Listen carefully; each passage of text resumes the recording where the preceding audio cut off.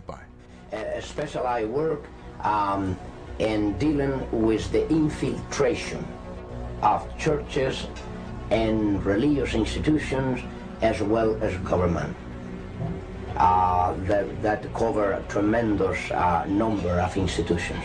And the purpose of that infiltration was what for?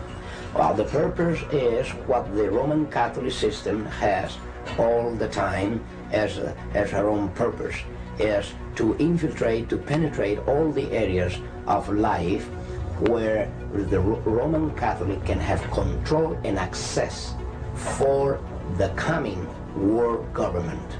Simply put, this country and this world benefit from your commitment to Jesuit principles, to being men.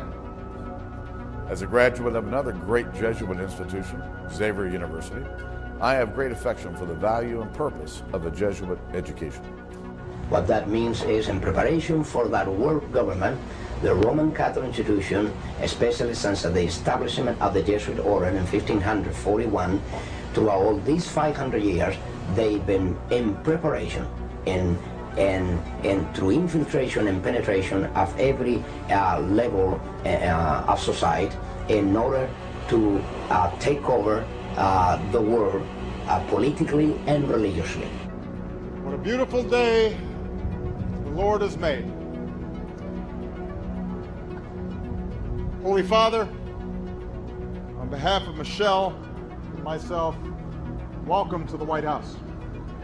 There are two doctrines that define very well these dangerous goals of the Roman Catholic institution. Two doctrines define this very well. One is called the doctrine of the apostolic succession, and that is dealing with the papacy. And the other is the doctrine, the temporal power, and that is dealing with world government.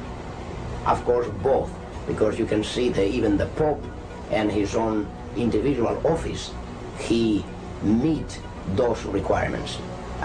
He is not only the head of his church, as he called himself, John Paul II, the present Pope. He said he is the pastor of his church. He is not only that, but he is the head of his state. It is a sign, perhaps, of how far we have come in this country that today's news of formal recognition between the governments of the United States and the Vatican did not create a furor. Once upon a time, it would have. Once upon a time, and not all that long ago, it did. From the time of President Washington, that was the first president to be utilized by the Jesuits. If you were not aware of that, President Washington already was initiated by the Jesuits to bring about the first communication with the Vatican ever known in this country. From there on, President Reagan, throughout all this time, President Reagan has come to fulfill the greatest moment in the history of this conspiracy.